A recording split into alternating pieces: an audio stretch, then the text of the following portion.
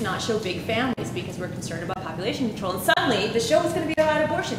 And I've seen literally thousands of letters that the workshop received, and religion almost never, ever comes up. It's just like, you're ruining the children, you're destroying the children, this is in really bad taste, but it's just not even on the table as being about religion. And this points to the historical trajectory that Sarah pointed towards the end of her response, is that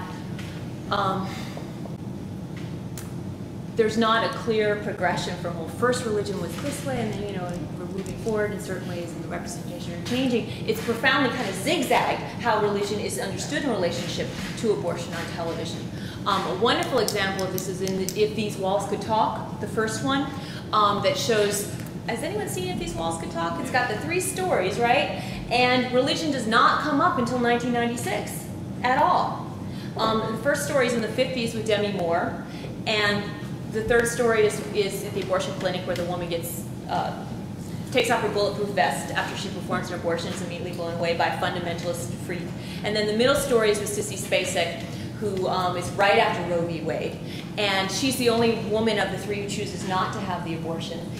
But it's the only place where feminism exists as a discourse for her to tap into. The women around her are very supportive.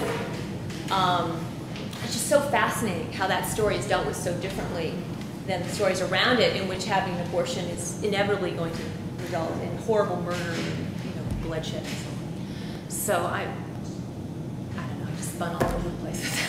But I just think the big picture is, yeah, we can find a few examples of religious people who are not intolerant and not extremists and not fundamentalists, but I think that's in the minority on television. And I think that that can change some because of the